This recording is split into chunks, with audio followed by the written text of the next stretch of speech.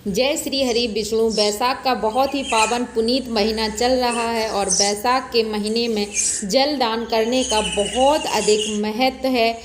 आँख सींचने की कथा कहानी आपने बहुत सुनी होगी, किस तरह आंकड़े के वृक्ष की पूजा करनी चाहिए, क्योंकि बैसाख के महीने में सूर्य भगवान का ताप बढ़ जाता है। ऐसे में जल दान करने से सूर्य भगवान बहुत ही प्रसन्न होते हैं और आंकड़े के वृक्ष में माना जाता है स्वयं गणेश जी वास करते हैं। आंकड़े की जड़ में भगवान शिव वास करते हैं। 12 वर्ष तक अगर आंकड़े का वृक्ष एक जगह लगा रहता है तो माना जाता है कि इसकी जड़ में कहा जाता है और देखा भी गया है कि जब 12 वर्ष के बाद आंकड़े की जड़ में गणेश भगवान की आकृति बन जाती है तो स्वयं गणेश भगवान आंकड़े के वृक्ष में निवास करते हैं। तो आज जानते हैं आंकड़े की वृक्ष की पूजा किस तरह से बैसाख के महीने में करनी चाहिए। तो बैसाख के महीने में सूर्य उदय से पहले ही हमें स्नान कर लेना चाहिए, क्योंकि बैसाख का बहुत ही पवित्र महीना है। इसमें श्री हरि भगवान की पूजा करी जाती है। जैसे कि कार्तिक महीने में स्नान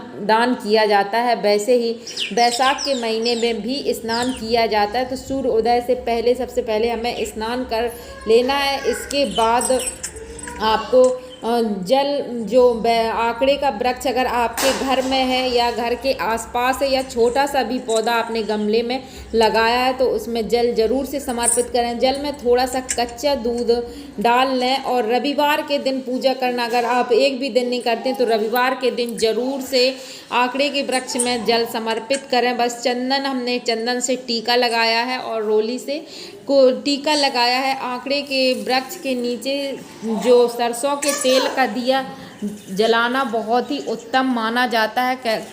बताया जाता है कि सरसों के तेल को जो आंकड़े की जड़ है उसमें समर्पित करने से भी बहुत अधिक पुण्य लाभ की प्राप्ति होती है। तो बस हमने धूप दीप कर लिया है। यहाँ एक बात का ध्यान जरूर रखें, क्योंकि अभी गर्मियाँ हैं और ऐसे में अगर किसी भी वृक्ष के नीचे हम दिया जलाते हैं तो सूखी पत्तियां वगैरह हटा दें, क्योंकि आग लगने का बहुत ज़्यादा डर रहता है। तो पहले अच्छे से सूखी पत्ती वगैरह हटा दें, उसके बाद ही दीप जलाएं। और जब भी दीप जलाएं, शाम को जलाएं या सुबह जलाएं, तो थोड़ी देर ज़रूर वहाँ पे बैठें जब तक दीप जलता है। इससे मतलब दीप की जो लो है उससे कहीं आग वगैरह ना लग जाए, तो इस बात का भी विशेष ध्यान रखें। थोड़ी देर ठहर कर बैठ जाएं वहाँ पे जब तक आपका दिया जलता है। जब दिया शांत हो जाए तब ही घर वापस हमें आना चाहिए। मेरे तो घर में ही यह वृक्ष है तो हम इस बात का बहुत अधिक ध्यान रखते हैं कि जब भी दिया लगाते हैं तो दिया का ध्यान रखते हैं कि दिया जब हमारा शांत हो जाए और हम वापस दिया को